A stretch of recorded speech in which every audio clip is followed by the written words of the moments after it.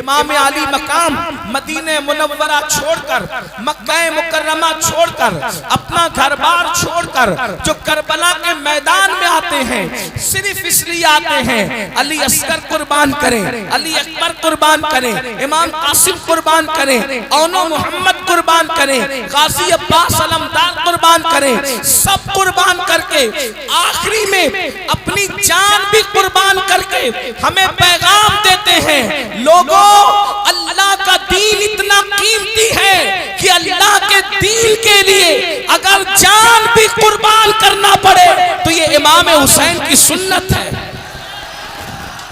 امام علی مقام ہمارے قائد ہیں، امام علی مقام ہمارے رہنما ہیں۔ کربلا سے انقلاب کا پیغام ملتا ہے، کربلا سے جہد و مسلسل کی ایک کڑی گویا کہ ہمارے دل کو مہمیز دیتی ہے۔ کربلا کے میدان سے ہمیں مسلسل حرکت کا جذبہ صادق نصیب ہوتا ہے۔ اللہ اکبر! آپ دیکھیں، اسی لیے پوری دنیا کے اندر جتنے بھی انقلابی ہیں، جنہوں نے بھی کسی کے خلاف انقلاب کی تحریک لے کر کے اگر کوئی اٹھ کے کھڑا ہوا ہے تو اس کا کہیں نہ کہیں سے تعلق کربلا سے ضرور نظر آئے گا، امام حسین سے ضرور نظر آئے گا۔ آپ دیکھیں، اللہ اکبر! کربلا کس طریقے سے خون کو گرماتا ہے، کربلا کس طریقے سے خون کے اندر جوش اور جذبہ پیدا کرتا ہے۔ اللہ اکبر! اگر مامون کے خلاف سیدنا امام احمد ابن حنبل اٹھ کر کے کھڑے ہوتے ہیں تو احمد ابن حنبل کا تعلق بھی قلبی طور پر امام حسین سے جڑا ہوا نظر آتا ہے۔ اللہ اکبر! امام غزالی اگر فلسفے کو کلمہ پڑھاتے نظر آتے ہیں تو ان کا تعلق بھی امام حسین سے نظر آتا ہے۔ اسی طریقے سے اللہ اکبر! سرکار غوث اعظم بغداد کی سرزمین پر دین کو زندہ کرتے نظر آتے ہیں تو ان کا تعلق بھی میدان کربلا سے نظر آتا ہے۔ ہندوستان کی سرزمین پر 90 لاکھ کو کلمہ پڑھانے والے سرکار غریب نواز جو اتنا بڑا انقلاب پیدا کرتے ہیں، ان کا تعلق بھی میدان کربلا سے نظر آتا ہے۔ حضرت مجدد الفسانی احمد سرہندی اکبر کے فتنے کو اگر دھول چٹاتے نظر آتے ہیں تو ان کا تعلق بھی میدان کربلا سے نظر آتا ہے۔ اور 14ویں صدی میں سارے باطل فرقوں کے خلاف جو کھڑا ہوتا ہے اس امام احمد رضا کا تعلق بھی کربلا سے نظر آتا ہے۔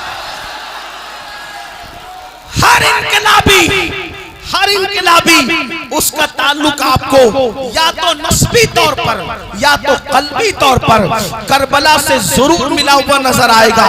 جو قومیں امام حسین سے اپنے رشتے کو منقطع کر لیتی ہے، اپنے رشتے کو کاٹ لیتی ہے، وہ قومیں بزدل ہو جاتی ہے، وہ قومیں آوارہ ہو جاتی ہے۔ آئیے بہت طویل گفتگو نہ کرنے کی بجائے میں اختصار کے ساتھ کام لیتے ہوئے 2-3 باتیں عرض کرتا ہوں۔ مسلمانوں، اللہ اکبر!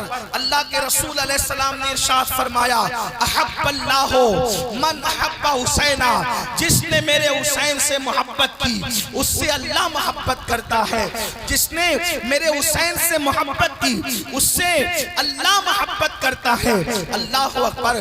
اس کا مطلب یہ ہے اگر اللہ کے محبوب بننا ہے تو مولا حسین سے، امام علی مقام سے محبت کرو، ان سے پیار کرو۔ لیکن ایک چیز آپ سے عرض کرنا چاہتا ہوں، اے میری قوم کے جوانوں، آج آپ اتنی بڑی تعداد میں ذکر اہل بیت سننے کے لیے آئے ہیں، لیکن ایک تھوڑی سی گفتگو میرے درد دل کے حوالے سے آپ کی خدمت میں پیش کرنا چاہتا ہوں۔ اگر آپ توجہ فرمائیں تو بڑی خوبصورت سی بات عرض کروں۔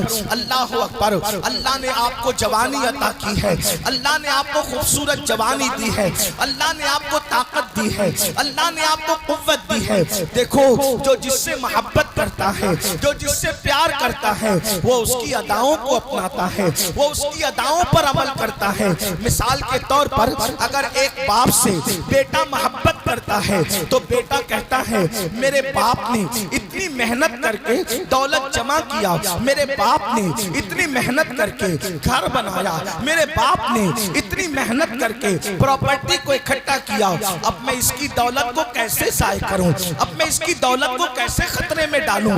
اللہ اکبر، آپ مجھے بتائیں باپ کی محنت سے کمائی ہوئی دولت پر پیار کرنے والا بیٹا کبھی سوالیہ نشان کھڑا نہیں کرتا۔ اب آپ سے پوچھتا ہوں، ہم شہزادہ رسول امام حسین سے محبت تو کرتے ہیں یا محبت کا دعویٰ تو کرتے ہیں، بتائیں امام حسین کی قربانیوں کی ہم نے کیا قدر کی ہے، امام علی مقام کی محنتوں کی ہم نے کیا قدر کی ہے۔ بتاؤ جب سنیوں کا بچہ یہ یقین رکھتا ہے کہ کربلا میں امام صرف اور صرف اللہ کا دین بچانے کے لیے گئے تھے، تو بتائیے ہم دین پر کتنا عمل کرتے ہیں۔ اللہ اکبر، اذان ہو رہی ہو اور اللہ اللہ ہم دنیا کی باتوں میں مصروف ہو، اذان ہو رہی ہو اور ہم لوگ جو ہے موبائل پر گیم کھیل رہے ہوں، اذان ہو رہی ہو ہم دوستوں کی محفل سجا کے بیٹھے ہوں، اذان ہو رہی ہو ہم مسجد کو ویران کر کے بیٹھے ہوں۔ آپ سے پوچھنا چاہتا ہوں مسلمانوں، اگر باپ کی کمائی کو کوئی پیروں تلے کچلے تو باپ کے دل پر کیا گزرتی ہے۔ اے میری قوم کے جوانوں، باپ کی محنت پر کوئی پانی پھیرے تو باپ کے دل پہ کیا گزرتی ہے۔ یہ جو نمازیں، یہ جو اذانیں آج ہر گھر میں گونج رہی ہے، دیہات گونج رہی ہے، شہر گونج رہی ہے، اس میں امام علی مقام کے خاندان کی کتنی محنتیں ہیں۔ اب بتاؤ جب نمازوں کو ترک کرتا ہوگا مسلمان تو امام علی مقام کے دل پر کیا گزرتی ہوگی، امام علی مقام کے نانا کے دل پہ کیا گزرتی ہوگی۔ بڑی معذرت کے ساتھ اللہ اکبر، لوگوں کے دیکھا دیکھی آج میری قوم کے جوانوں کا حال بھی یہ ہو چکا ہے۔ اللہ اکبر، نماز نہ پڑھو پھر بھی ہم جنتی ہے، کچھ پاک نہ رہو پھر بھی ہم جنتی ہے، نشے میں ڈوبے رہو پھر بھی ہم جنتی ہے، عورتوں پہ پاپ کی نظر ڈالتے رہو پھر بھی ہم جنتی ہے۔ یاد رکھنا مسلمانوں، جنت اتنی سستی نہیں ہے، جنت اتنی آسان نہیں ہے۔ اللہ اکبر، یاد رکھو۔ آؤ میں تمہیں بتاؤں حسین کون سی ہستی کا نام ہے۔ لوگ پوری زندگی نمازوں میں گزار دیں پھر بھی جنتی ہے یا نہیں اس کی کوئی گارنٹی نہیں، مگر سنو اللہ اکبر، میرے امام کی شان یہ ہے، امام حسین کی اور ان کے بھائی کی شان یہ ہے کہ پیدا ہوتے ہی میرے آقا نے ان کو جنتی جوانوں کا سردار بنا دیا اور فرمایا الحسن والحسین سیدہ شباب اہل الجنہ، حسن اور حسین جنتی جوانوں کے سردار ہیں۔ صرف جنتی نہیں، اگر کوئی جنتی ہو تو بھی بڑی بات ہے، لیکن زہرا کے لال علی کے بیٹے صرف جنتی نہیں بلکہ جنتی جوانوں کے سردار۔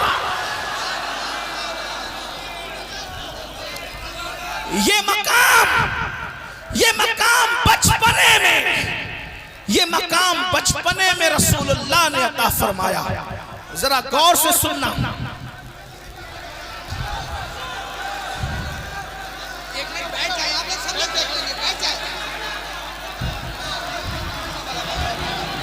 بیٹھ جائیں بھائی، کوئی کسی کو نہ کہے، کھڑے رہنے دیں، کھڑے اچھے سے ہلو، آپ کو سید صاحب کا خطاب سننا ہے۔ دیکھو بھائیو، ٹائم بہت سکون کے ساتھ ٹائم بہت ہو رہا ہے، آپ لوگ بیٹھ جائیں، خاموشی کے ساتھ بیٹھ جائیے، محبت کے ساتھ بیٹھ جائیے۔ دیکھو مجھے یہ ادب کی محفل ہے، آپ لوگ بیٹھ جائیے۔ مجھے وقت پر یہاں سے نکل جانا ہے، ایئرپورٹ پہنچنا ہے، میرے پاس 35 سے 40 منٹ کا ٹائم صرف ہے۔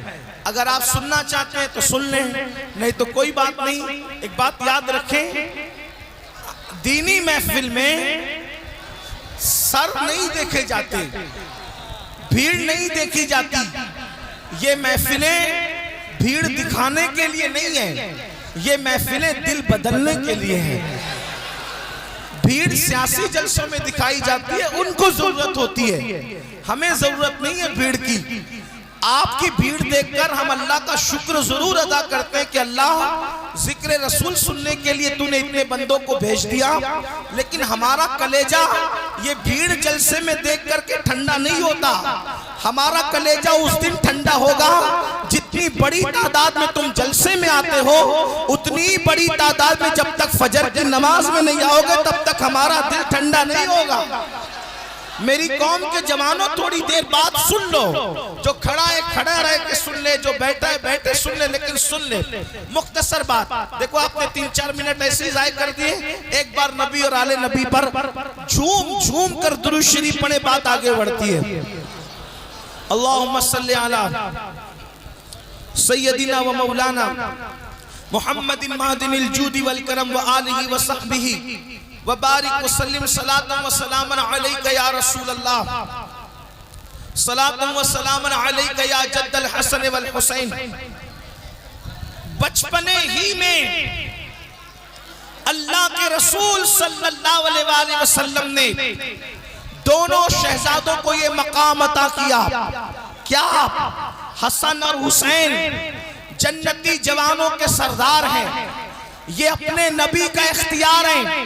جس کو چاہتے ہیں جنت ہبا کرتے ہیں، جس کو چاہتے ہیں جنت بیچ دیتے ہیں، جس کو چاہتے ہیں جنتی جوانوں کا سردار بنا دیتے ہیں. اس کی عکاسی، عقیدے کی عکاسی کرتے ہوئے، ان اختیارات کی عکاسی کرتے ہوئے اعلیٰ حضرت کے سچے جانشین اپنے 2 مصروں میں کہتے ہیں جہاں بانی عطا کر دیں بھری جنت ہبا کر دیں، جہاں بانی عطا کر دیں بھری جنت ہبا کر دیں. نبی مختار کل ہیں، جس کو جو چاہیں عطا کر دیں. نبی مختار کل ہیں، جس کو جو چاہیں عطا کر دیں. اور جہاں میں ان کی چلتی ہے وہ دم میں کیا سے کیا کر دیں. زمین کو آسماں کر دیں، سریا کو سرا کر دیں. حضور کا اختیار ہے. اپنے اختیار سے بچپنے میں امام حسن اور امام حسین کو جنتی جوانوں کا سردار قرار دیا. اب آپ سے پوچھتا ہوں، امام علی مقام امام حسن کو جب جنتی جوانوں کا سردار قرار دیا، امام حسین کو جنتی جوانوں کا سردار قرار دیا، اب بتائیں ان لوگوں کو محنت کی کیا ضرورت تھی؟ کیا ضرورت تھی مدینہ منورہ کی پھولوں کی سیج کو چھوڑ کر کربلا کی تپتی ہوئے ریگزار پر پہنچنے کی کیا ضرورت تھی؟ وہ تو گھر بیٹھے جنت کے مالک بن گئے تھے، جنتی جوانوں کے سردار بن گئے تھے. اگر یہاں پر علماء، ذمہ دار علماء موجود ہیں، وہ میری بات کی تائید کریں گے، اور اگر غلط کہہ رہا ہوں تو میری اصلاح کریں گے. اس پورے مجمع میں منبر سے لے کے نیچے تک امید کر سکتے ہیں کہ ہم جنتی ہیں. یہاں کوئی یقین کے ساتھ حتمی طور پہ نہیں کہہ سکتا کہ میں جنتی ہوں. بولو کوئی کہہ سکتا ہے یقینی طور پہ کہ میں جنتی ہوں؟ امید کی جا سکتی ہے، یقین کی بات نہیں کی جا سکتی. اس لیے کہ مجمع الزوائد میں اللہ کے رسول کی حدیث ہے، آقا ارشاد فرماتے ہیں جو اپنے آپ کو قطعی اور یقینی جنتی کہے، میں محمد اعلان کرتا ہوں کہ وہ جہنمی ہے. امید بھی کرو، اللہ سے ڈرو بھی. لیکن امام حسن اور امام حسین ایسے یقینی اور قطعی جنتی ہیں. جیسے جنت کا ہونا یقینی ہے، ویسے حسن و حسین کا جنتی ہونا یقینی ہے. اس کی وجہ کیا ہے؟ جس زبان نے بتایا، توجہ کرنا، اتنا قطعی اور یقینی جنتی ہونا کیسے ہے؟ جس زبان نے بتایا کہ جنت ہے، اسی زبان نے بتایا کہ حسن اور حسین جنتی جوانوں کے سردار ہیں.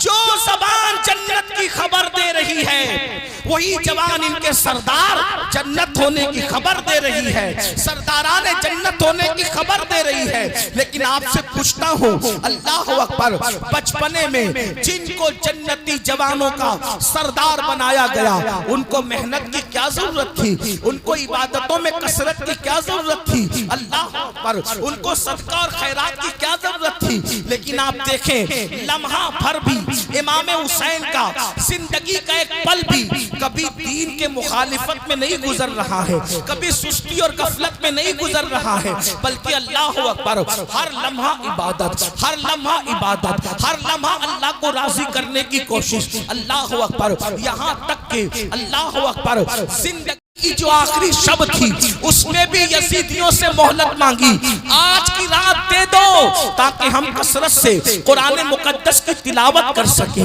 ہم اللہ کی بارگاہ میں سجود نیاز لٹا سکیں۔ میرے آقا علیہ السلام کے پیارے دیوانوں، ہمیں امام حسین کے نام پر کپڑوں کے کلر تو نظر آتے ہیں، ہمیں امام حسین کے نام پر وہ سچا عشق کرنے کا انداز کیوں نظر نہیں آتا؟ آئیے بڑی معذرت کے ساتھ، آج ہماری جنت کا کوئی ٹھکانہ نہیں، آج ہماری جنت کی کوئی اللہ اکبر گارنٹی نہیں ہے، کسی کے پاس جنت کی گارنٹی نہیں، اس کے باوجود بھی آج ہم بے فکر ہے۔ کہتے مولانا قیامت میں جو ہوگا دیکھا جائے گا، کہتے مولانا قبر میں جو ہوگا دیکھا جائے گا۔ میرے بھائیو آؤ، اللہ اکبر، جن کے رتبے ہیں سوا ان کو سوا مشکل ہے۔ حضرت سیدنا امام حسن بصری رضی اللہ تعالیٰ عنہ روایت فرماتے ہیں، امام حسن بصری فرماتے ہیں میں حج کو گیا، امام حسن بصری کہہ رہے ہیں میں حج کو گیا، جب میں حج کے لیے گیا تو میں نے کیا دیکھا؟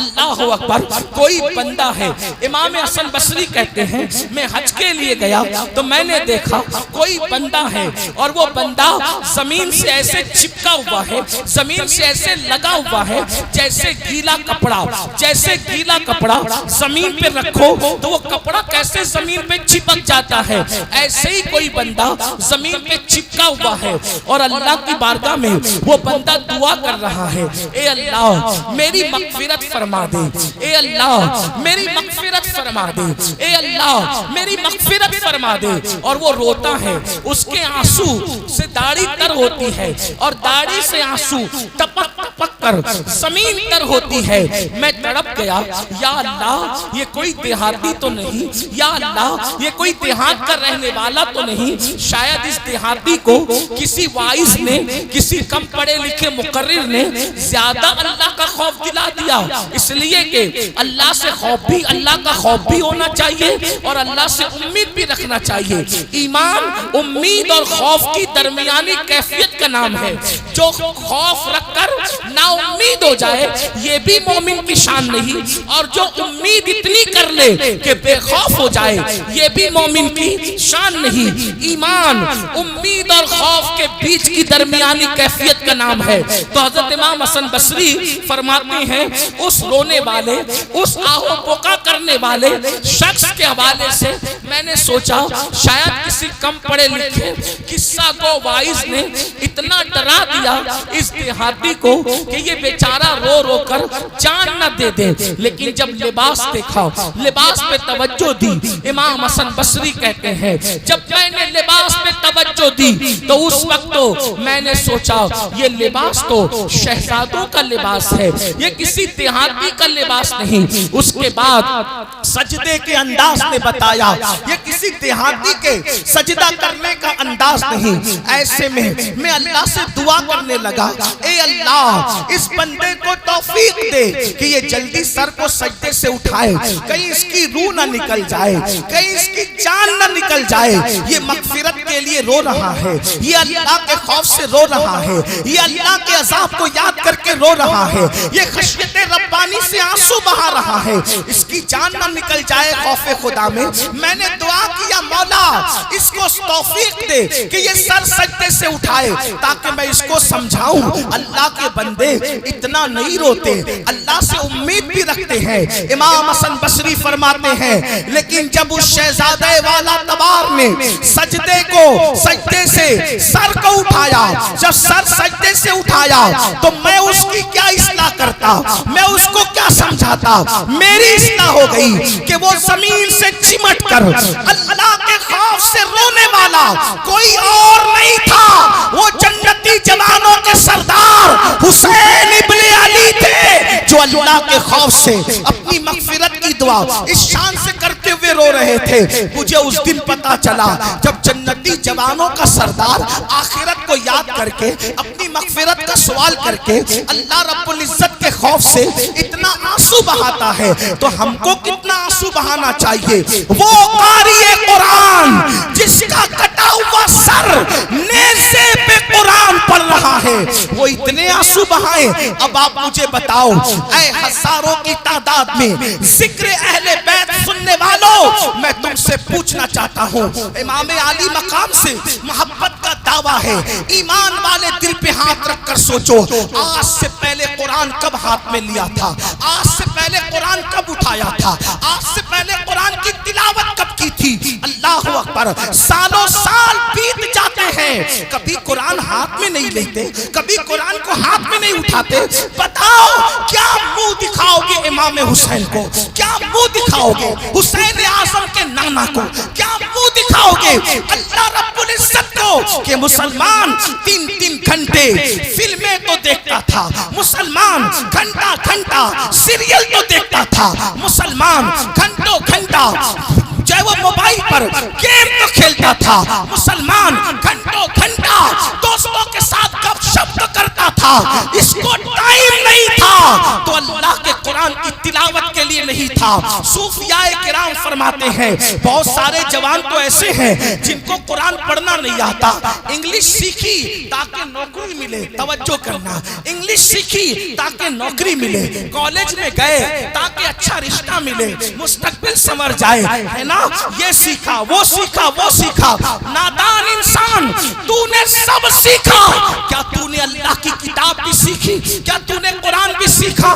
80% مسلمان ہے جن کو قرآن پڑھنا نہیں آتا۔ صوفیاء کرام فرماتے ہیں جس نے دنیا میں قرآن پڑھنا نہیں سیکھا وہ قیامت کے دن اندھا اٹھایا جائے گا، وہ اندھا اٹھے گا۔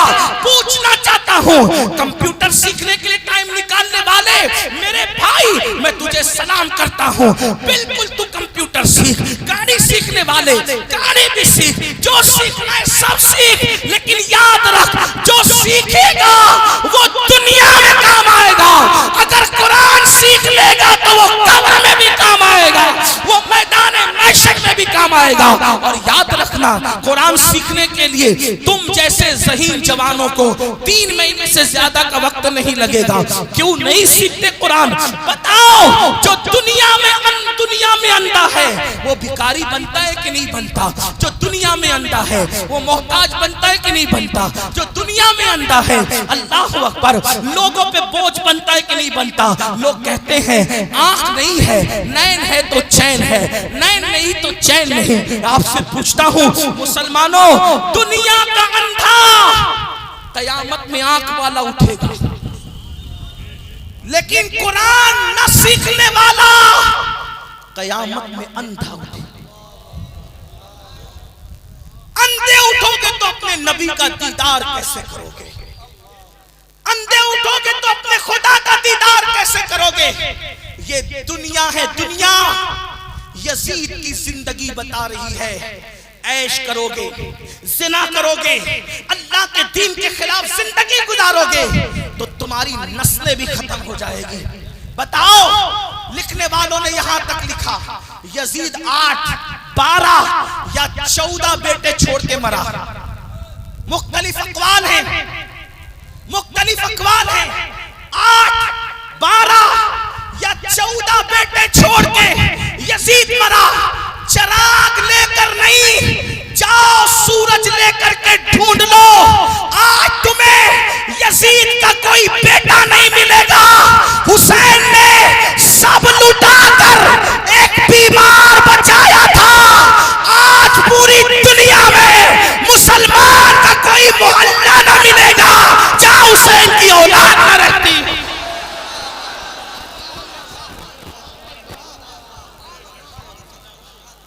یزید بادشاہ تھا، اس کے نام پہ کوئی محفل نہیں سجتی۔ امام حسین تو بے گھر تھے، امام حسین تو بے گھر تھے، امام کے نام پر کیسی محفلیں سج رہی ہیں، کیسی محفلیں سج رہی ہے۔ ارے کسی کا عرس ایک دن ہوتا ہے، کسی کا 2 دن ہوتا ہے، کسی کا 3 دن ہوتا ہے، لیکن اہل البیت کی شان یہ ہے کہ امام شافعی کہتے ہیں اس وقت تک ہماری نمازیں مکمل نہیں ہوتی جب تک ہم نبی کی اہل بیت پہ درود نہیں پڑھ لیتے۔ یکفیکم من عظیم الفخر انکم من لم یصلی علیکم لا صلاۃ لہ۔ تو یزید کی زندگی پکار پکار کر ہمیں دعوت عبرت دے رہی ہے۔ قبروں کا نشان بھی مٹے گا، نسلیں بھی مٹے گی، اولاد بھی ختم ہوگی، عیش دنیا کا زیادہ دن تک نہیں ہے۔ میری قوم کے جوانوں، کب تک دنیا میں ڈوبے رہو گے؟ کب تک دنیا کے غلام بن کر رہو گے؟ کب تک دنیا میں ڈوب کر رہو گے؟ یہ دنیا بدترین ہے، یہ دنیا بے وفا ہے۔ اس دنیا نے کسی کے ساتھ وفا نہیں کیا میرے بھائی، جو اپنے ساتھ وفا کرے۔ یہ مال جس کے لیے نہ رات دیکھتے ہو، نہ دن دیکھتے ہو، نہ صبح دیکھتے ہو، نہ شام دیکھتے ہو، نہ سردی دیکھتے ہو، نہ گرمی دیکھتے ہو، کچھ نہیں دیکھتے، اس مال کے لیے رات دن محنت کرتے ہو۔ جس دن روح کا رشتہ جسم سے ٹوٹ جائے گا، یہ مال یہی چھوڑ کر جاؤ گے۔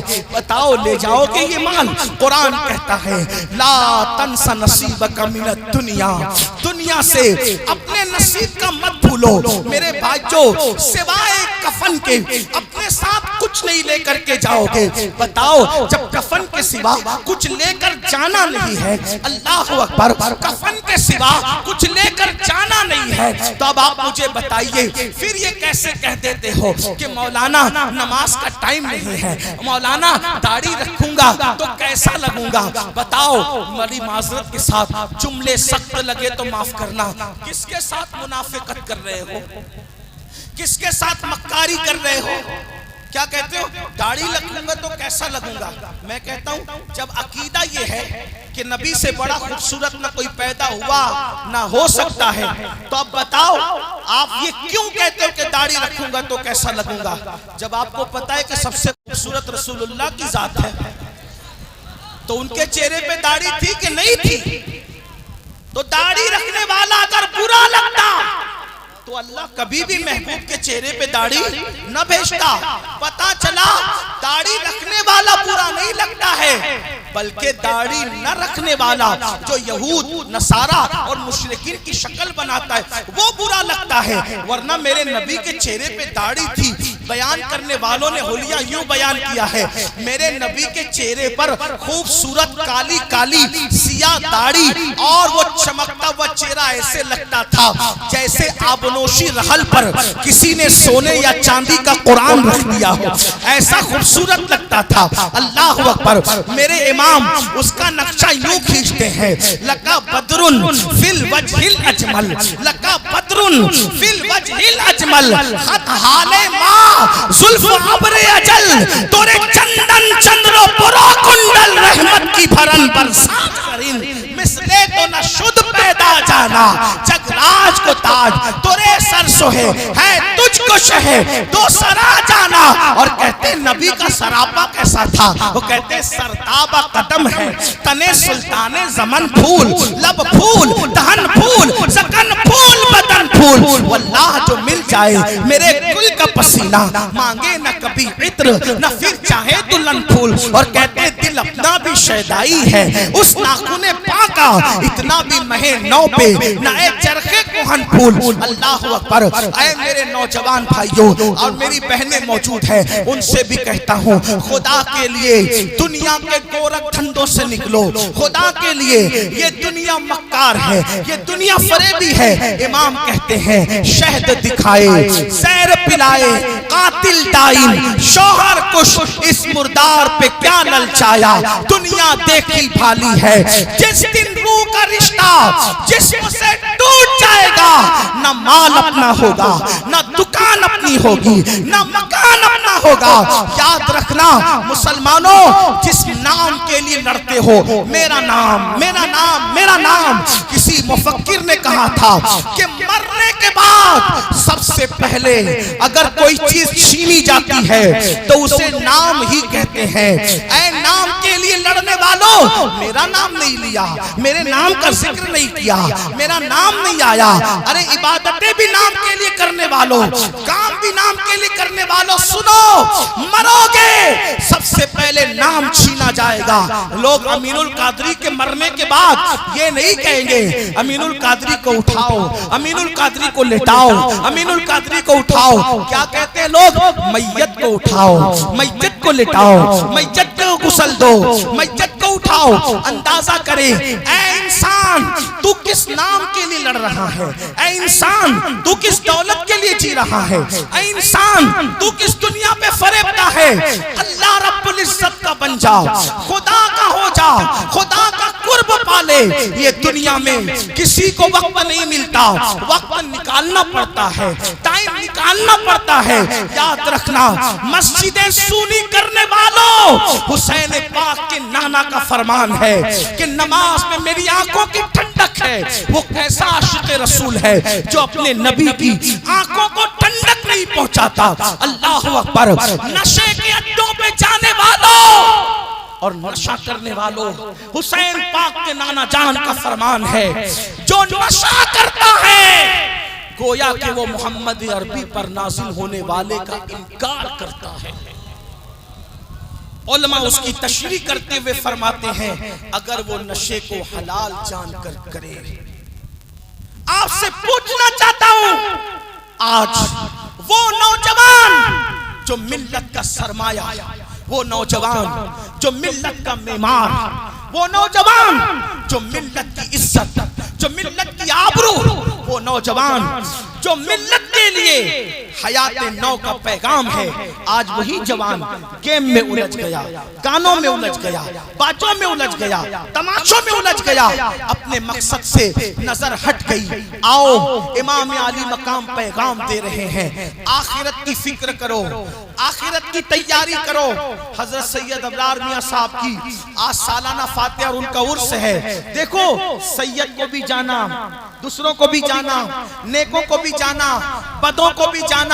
اللہ اکبر. اور ایک بات یاد رکھنا, قبر میں اکیلے جانا ہے. قبر میں نہ کسی کی دادا گیری چلے گی, نہ قبر میں کسی کی بابا گیری چلے گی. آپ ٹیچر ہیں اپنے گھر کے, ڈاکٹر ہیں اپنے گھر کے, خطیب ہیں اپنے گھر کے, عالم ہیں اپنے گھر کے. قبر میں تو یہ دیکھا جائے گا ایمان سلامت لایا یا نہیں لایا.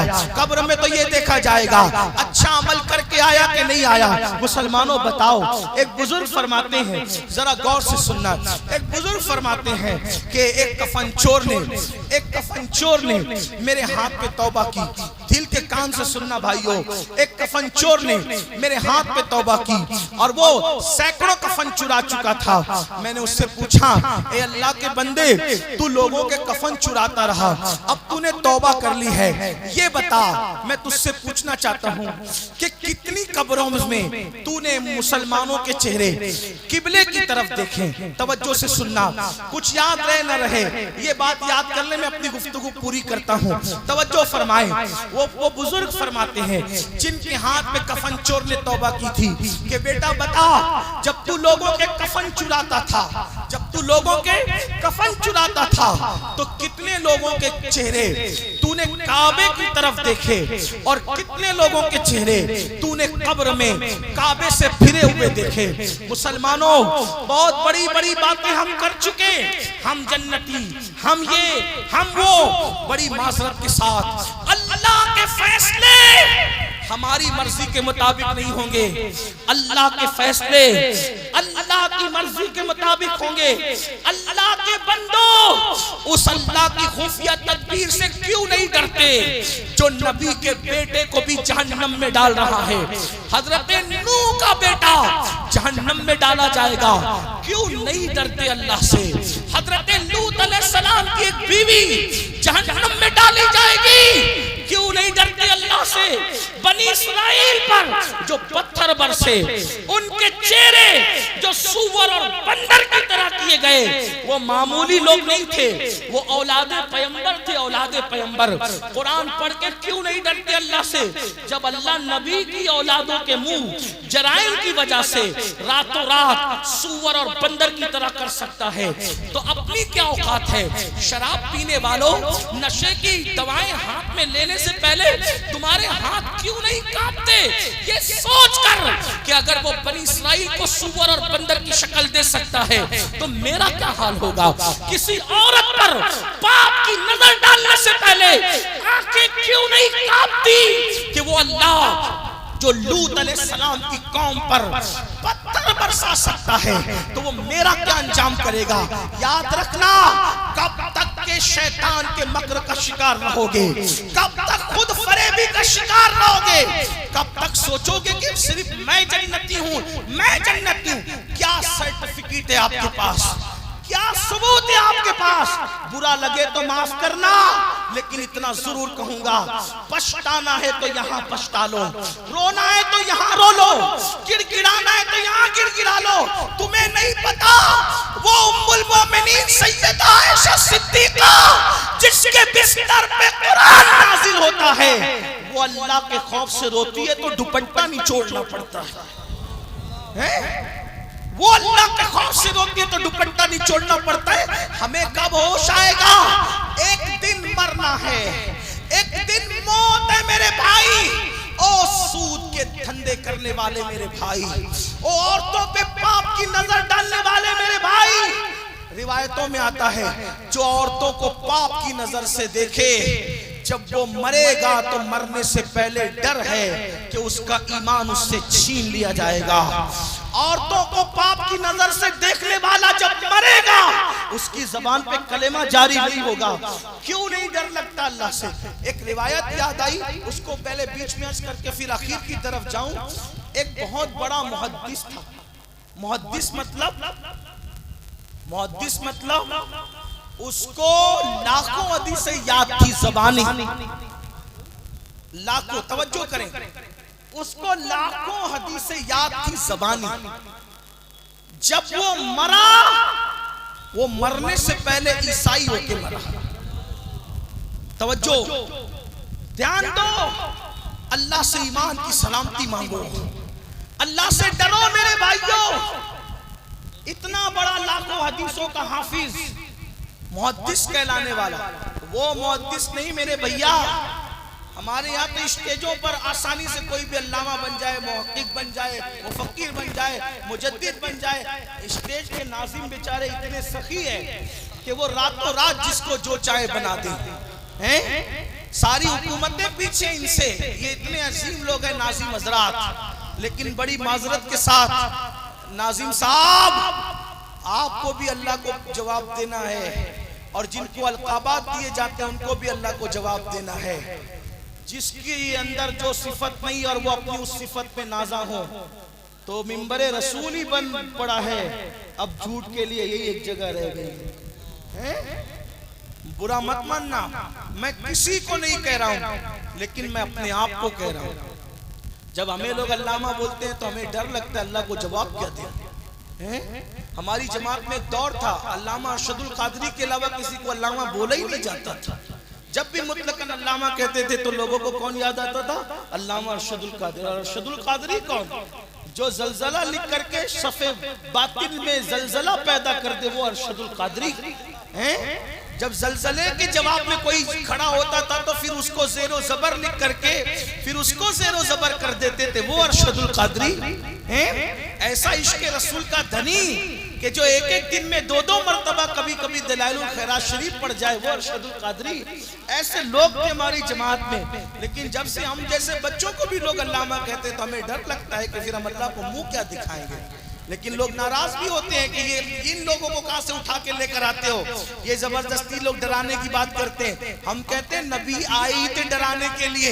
اللہ نے نبی پاک سے فرمایا یا ایھا المدثر قم فانذر، اے بالا پوش اٹھئے اور لوگوں کو ڈرائیے۔ سارے انبیاء ڈرانے آئے تھے۔ یہ قہقہے لگانے کی محفلوں کی بدعت اب شروع ہوئی ہے۔ یہ ایک ایک نعت کے مصرے پہ مٹکا مٹکا کر کے تمہیں دھوکے کے طور پہ جنت دینے کی بدعتیں اب شروع ہوئی ہے۔ اس کا چہرہ دیکھو اور اس کا چہرہ دیکھو اور جنت میں چلے جاؤ، یہ بدعت اب شروع ہوئی ہے۔ ورنہ جن کے چہرے دکھا کے جنتیں بانٹتے ہو ان کی بھی جنت میں جانے کی کوئی گارنٹی آپ کے پاس ہے؟ بتائیں ذرا، بتائیں مسلمانوں، جنت اپنے باپ کی جاگیر ہے؟ کبھی سوچا؟ اللہ اکبر، ام المومنین سیدہ عائشہ پاک، جس کی تطہیر کے لیے قرآن کی آیتیں نازل ہوتی، جس کی تطہیر کے ثبوت میں، جس کی فضیلت میں میرے امام کہتے شمع دل مشکات تن سینہ زجاجہ نور کا، تیری صورت کے لیے آیا ہے سورہ نور کا۔ وہ اتنا روتی اللہ کے خوف سے کہ دوپٹہ نہیں چھوڑنا پڑتا ہے۔ ہم تو دو آنسو بھی نہیں بہاتے۔ چلے میں بات ختم کر رہا تھا، بہت گرمی بھی آپ کو لگ رہی، دیر سے کھڑے بھی۔ اللہ تعالیٰ آپ کو پیلی بھیت اور ارد گرد سے، بریلی شریف سے آنے والوں، آپ کے گاؤں کا نام کیا ہے؟ امریا والوں، اللہ تعالیٰ تم سب کو شاد و آباد رکھے، تمہاری نسلوں کو شاد و آباد رکھے۔ لیکن دل سے سننا، لاکھوں حدیثوں کا یاد کرنے والا محدث عیسائی ہو کے مرا۔ جب وہ عیسائی ہو کے مرا تو لوگوں کو بڑی الجھن ہوئی کہ یہ عیسائی مرتد کیسے ہو گیا، عیسائی کیسے ہو گیا۔ تو اس کی بیوی سے لوگوں نے پوچھا، توجہ کریں، اس کی بیوی سے لوگوں نے پوچھا سچ بتا عیسائی ہونے کی وجہ کیا بنی؟ کیونکہ بیوی انسان کو اچھی طرح جانتی۔ اسٹیج پہ تو کوئی متقی آ کے بن کے بیٹھ جائے گا جعلی طور پہ، سو کارڈ تقوی اختیار کر لے گا، گردن جھکا کے بیٹھنا تقوی نہیں ہے۔ فاروق اعظم کے دور میں فاروق اعظم نے دیکھا ایک مسجد نبوی میں سر جھکا کے بیٹھا ہے، گردن جھکا کے، تو اس کے گردن پہ فاروق اعظم نے مکہ مارا۔ فاروق اعظم بھی فاروق اعظم تھے، حضور کے تربیت یافتہ تھے، اس کی گردن پہ مکہ مار کے فرماتے او مکار، گردن میں تقوی نہیں ہے، تقوی ہاں ہونا، تقوی دل میں ہے۔ گردن جھکانے کی بجائے اللہ کے لیے دل جھکا، اس کا نام تقوی ہے۔ جب وہ محدث عیسائی بنا تو لوگوں نے اس کی بیوی سے پوچھا سچ بتا۔ بیوی اچھے سے جانتی ہے شوہر کو، تیرا شوہر عیسائی کیسے بنا، کیوں بنا، اس کی وجہ سنیں۔ اس نے کہا میں حتمی طور پہ کیسے بتا دوں، کیونکہ یہ تو اللہ جانتا ہے کیسے عیسائی بنا۔ لوگ پریشان ہوئے، لوگوں نے دعا کی اللہ سے، اللہ ہمیں اس کے حال پہ مطلع فرما، ہمیں اس کے حال کی خبر دے۔ اللہ والوں نے دعا کی تاکہ ہم عبرت حاصل کریں، لوگوں کو بتائے کہ یہ مسلمان سے اتنا بڑا لاکھوں حدیثوں کا حافظ محدث عیسائی کیوں بنا۔ تو وہ خواب میں نظر آیا، عذاب الہی میں مبتلا جہنم کی آگ میں جل رہا تھا۔ پوچھا لوگوں نے یہ بتا تجھے قسم ہے کہ تو عیسائی کیسے ہو کر کے مرا؟ تو اس نے کہا بات اتنی ہے کہ جب میں جنابت سے ہوتا، یعنی بیوی کے ساتھ قربت کرتا، اور جب غسل مجھ پہ فرض ہوتا، غسل تو میں کرتا تھا لیکن میں ایسا کہتا تھا کہ یار اسلام میں غسل کرنا کیوں ہے، وہ عیسائیوں کا مذہب کتنا اچھا ہے کہ ان میں غسل نہیں ہے جنابت کا، ہمارے مذہب میں غسل ہے، ان کے مذہب میں غسل نہیں ہے۔ غسل نہیں کرتا تھا ایسا نہیں ہے، کرتا تھا، لیکن عیسائیوں کی ایک چیز کو وہ اچھی نظر سے دیکھتا تھا، شوق کی نظر سے دیکھتا تھا، اسی ایک وجہ سے وہ عیسائیوں کی چیز پہ اس نے عمل نہیں کیا۔ توجہ کرنا، عمل نہیں کیا، اس کو اچھی نظر سے دیکھا۔ اللہ کی خفیہ تدبیر، خدا شان والے کی غیرت، اللہ نے اس کا ایمان چھینا۔ عیسائیوں کی ایک چیز کو اچھا سمجھنے پہ ایمان چھینا اور اس کو عیسائی بنا دیا۔ مَن یَهْدِهِ اللَّهُ فَلَا مُضِلَّ لَهُ وَمَن یُضْلِلْهُ فَلَا هَادِیَ لَهُ۔ اللہ جسے ہدایت دے اسے کوئی گمراہ نہیں کر سکتا، اللہ جسے گمراہ کرے اسے کوئی ہدایت نہیں دے سکتا۔ وہ عیسائیوں کے اس عمل پر عمل نہیں کرتا تھا، اس کو اچھا کہتا تھا اور اسلام کی ایک چیز کو برا سمجھتا تھا۔ اب میرے بھائیوں بتاؤ، اسلام کی ایک چیز کو برا سمجھے اور عیسائیوں کی ایک چیز کو اچھا سمجھے تو ایمان چلا جاتا ہے۔ اب ایمان والو اپنے دل پہ ہاتھ رکھ کے سوچو، تم عیسائیوں کی چیز کو اچھا ہی نہیں سمجھ رہے ہو بلکہ اس پر عمل کر رہے ہو۔ یہ داڑیاں منڈانا کس کا طریقہ ہے؟ عیسائیوں کا طریقہ۔ یہ کرسمس منانا، یہ نیو ایئر جو ہے وہ لوگ جو مناتے ہیں اس میں ناچ گا کر کے مناتے ہیں، اللہ اکبر، اس سے ان کی مشابہت کرنا۔ اسی طرح جو ہے وہ پیدائش کے موقع پر بتیاں پھونکنا، کیک کاٹنا، ان کیک کو ایک دوسرے کے منہ پہ ملنا. آپ بتاؤ اسلام کا اس سے کیا تعلق ہے میرے بھائی؟ اللہ اکبر. آپ مجھے بتاؤ پھٹی ہوئی پینڈے پہن کر اپنے سطر کو بے نقاب کرتے ہو، اپنے سطر کی نمائش کرتے ہو، یہ کس کا طریقہ ہے؟ گھٹنے کے اوپر برموڈا پہن کر جوان بیٹیوں کے سامنے گھومتے ہو، جوان بہنوں کے سامنے گھومتے ہو، بتاؤ یہ کس کا طریقہ ہے؟ اللہ اکبر. کانوں میں ایئر فون لگا کر کفریہ اشعار پہ مشتمل جو گانے سنتے ہو، یہ کس کا طریقہ ہے؟ نشے اور شراب کو پرموٹ کرتے ہو، یہ کس کا طریقہ ہے؟ نادان انسان اتنا بڑا محدث اسلام کی ایک چیز کو حقیر سمجھنے سے اور عیسائیوں کی ایک چیز کو اچھا سمجھنے سے اس کا ایمان چھین لیا گیا. ہم نے تو پوری زندگی یہودی، عیسائی اور مشرکین کے طریقے پہ کر دی ہے. کھانا کھائیں تو مشرکین کا طریقہ، شادی بیاہ کریں تو مشرکین کا طریقہ. بولو کیا حال ہوگا؟ زبان پہ کلمہ جاری ہوگا یا نہیں، اس کی فکر کون کرے؟ یاد رکھنا آخر موت ہے موت. تو جو بات کرنے چلا تھا وہ یہ کہ ایک کفن چور نے بزرگ کے ہاتھ میں توبہ کی. انہوں نے پوچھا بیٹا بتا تو نے کتنی قبروں میں چہرہ قبلے کی طرف دیکھا اور کتنی قبروں میں چہرہ قبلے سے پھرا دیکھا؟ تو وہ نوجوان کہتا اللہ کی قسم حضرت توبہ کر چکا ہوں، میں نے 100 قبریں کھولی تو 99 لوگوں کا چہرہ قبلے سے پھرا رہتا تھا اور 100 میں ایک ہی بندہ ہوتا جس کا چہرہ قبلے کی طرف ہوتا تھا. ایک ہی بندہ، ایک ہی بندہ. اپنے بارے میں جو القابات تراش لو خراش لو، جو چاہو بن جاؤ، یہ حقائق ہے مسلمانوں. اس بزرگ نے اپنے استاد کو خط لکھا، حضرت یہ کفن چور نے میرے ہاتھ پہ توبہ کی ہے اور وہ کہہ رہا ہے کہ میں نے 100 قبریں کھولی تو 99 لوگوں کے چہرے قبلے سے پھرے دیکھے. ایک ہی بندے کا چہرہ 100 میں ایک قبلے کی طرف چہرہ دیکھا. حضرت یہ بتائیے کہ قبر میں لوگوں کے چہرے قبلے سے کیوں پھر جاتے ہیں، قبلوں سے کیوں ہٹ جاتے ہیں؟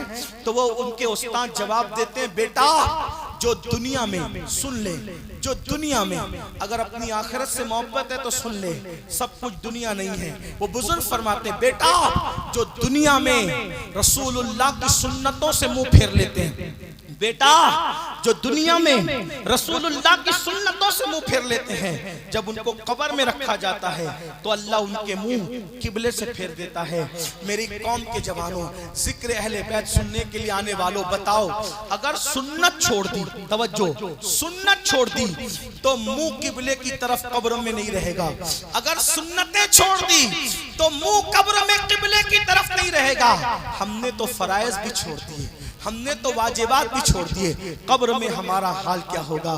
بڑی معذرت کے ساتھ میرے بھائی، جگہ جی لگانے کی دنیا نہیں ہے، یہ عبرت کی جا ہے، تماشا نہیں ہے. زمین کھا گئی آسماں کیسے کیسے، ہم بھی ایک دن مر جائیں گے، لیکن یاد رکھنا اللہ کو راضی کیا تو قبر میں چین سے سوئیں گے، اور اللہ کو راضی نہ کر سکے تو پھر کتے سے بدترین زندگی آخرت کی ہوگی. اللہ اکبر. کتے بلی تو مٹی بن جائیں گے، عذاب الہی میں گرفتار ہو جاؤ گے. اس لیے آج توبہ کرو، امام حسین کی محفل میں توبہ کرو، عہد کرو، ہم بدل کر جائیں گے، تبدیل ہو کے جائیں گے. دنیا کی تیاری بھی کریں گے لیکن قبر کو بھی بہتر بنانے کی کوشش کریں گے، آخرت کو بھی بہتر بنانے کی کوشش کریں گے. اور یاد رکھنا جب تک نماز پڑھ کے حضور کی آنکھوں کو ٹھنڈا نہیں کرتے، اپنی قبر میں بھی ٹھنڈک نہیں ہوگی. جب تک کہ سجدہ کر کے مسجدوں کو رونق نہیں بخشتے، اس وقت تک ہماری قبریں بھی روشن نہیں ہوگی. قبر میں اندھیرا ہوگا، تاریکی ہوگی، کوئی کہانی نہیں، کوئی قصہ نہیں، یہ حقائق ہے. اس لیے آج بدل جاؤ، پتہ نہیں کل اپنا نام زندوں میں رہے گا یا مردوں میں رہے گا. آج توبہ کرو، ابھی توبہ کرو، ابھی بدلو، اپنی زندگی میں انقلاب پیدا کرو. اللہ سب سے پہلے مجھے آپ سب کو تبدیل ہونے کی توفیق عطا فرمائے. گفتگو کے درمیان اگر کوئی غلطی ہو تو اللہ پاک معاف فرمائے. استغفر اللہ ربی من کل ذنب واتوب الیہ وما علینا الا البلاغ. السلام علیکم ورحمۃ اللہ.